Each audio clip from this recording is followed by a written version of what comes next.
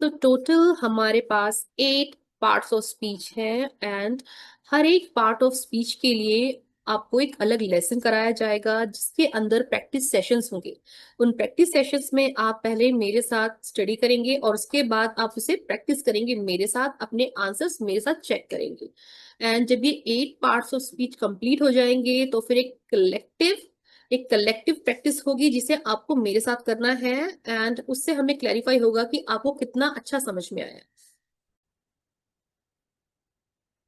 तो यहाँ पर आप देख सकते हैं कि स्क्रीन पर टोटल 8 पार्ट्स ऑफ स्पीच हैं। And all of these are very very important. आपको ये सब सीखने जरूरी क्यों है? बिकॉज इन्हें समझे बिना कि कौन सा पार्ट ऑफ स्पीच कैसे यूज किया जाता है, कितने टाइप के होते हैं, कहाँ यूज करने हैं, कहाँ यूज नहीं करने हैं, इन सबको अगर आप नहीं समझेंगे तो आगे हम टेंसेस और बाकी की जो कम्युनिकेशन है वो नहीं सीख पाएंगे। So let's get started. So जैसा कि आप देख सकते हैं हमारी स्क्रीन पर, फर्स्ट ऑफ ऑल हमारा जो most important and first part of speech है वो है noun. Now what is noun? It is very simple. It is very simple. If you can name it, it is probably a noun.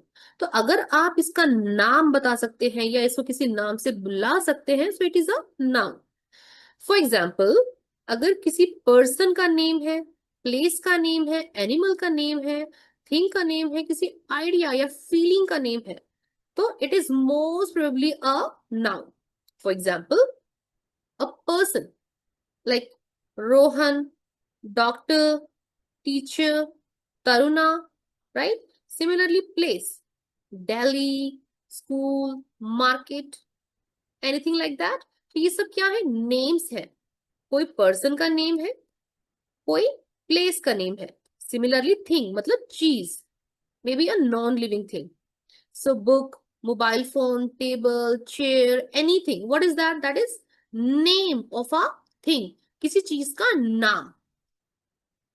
And looking forward to idea or feeling. For example, happiness, love, honesty, something like that. So ये सब क्या है? ये भी names है, पर किसी idea या feeling की।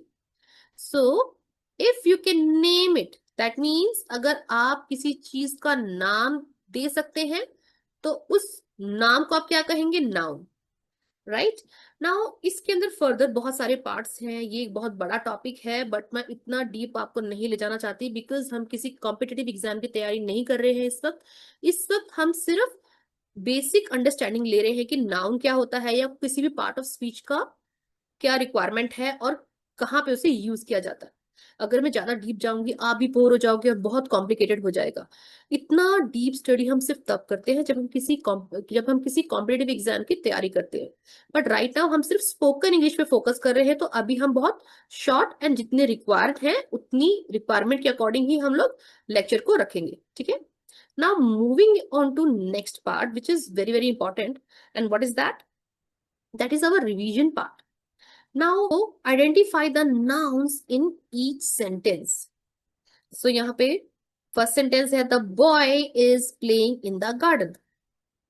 I want you to take 5 minutes for these 5 questions. आप अपनी वीडियो को एक बार दोबारा रिवाइंड कीजिए, पूरा का पूरा दोबारा एक बार सुनिए मेरी बात, और उसके बाद यहाँ पे लाके 5 मिनट पॉज कीजिए। आगे आप मत जाइए, मत आंसर्स देखिए, एंड इन क्वेश्चंस को आप एक बार देखिए। The boy is playing in the garden. My sister bought a new phone. Delhi is a busy city. The teacher praised the student. We visited a museum yesterday. अब आप इन 5 questions को अपने according solve करने की कोशिश कीजिए। आप इनके आंसर्स कहीं पे लिख लीजिए इस रिकॉर्डिंग को पॉज करके। अब अगर आप लोगों के आंसर्स हो गए हों तो एक बार आप मेरे साथ इनको सॉल्व कीजिए और अपने आंसर्स चेक कीजिए। ठीक है। सो इस सेंटेंस में, फर्स्ट सेंटेंस में, the boy is playing in the garden, इसमें 2 नेमिंग वर्ड्स है। Let's look at these. First is boy. Boy क्या है? Naming word for a person. Playing क्या है? Verb in the Garden. Garden is a naming word for a place. So boy and garden दोनों यहाँ पे answer है. Moving on to second one. My sister bought a new phone. So sister, my sister में my count नहीं होगा. Sister.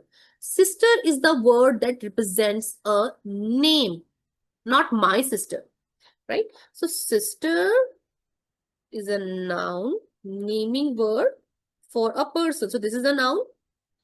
Bought a new phone. Phone is a naming word for a thing. तो यहाँ पर phone and sister दोनों क्या है? Nouns है. Third, Delhi is a busy city. So Delhi is a naming word for a place, and city again is a naming word for a place. The teacher praised the student. Teacher ने student की तारीफ की. So teacher क्या है? It's a naming word. Naming word for a person.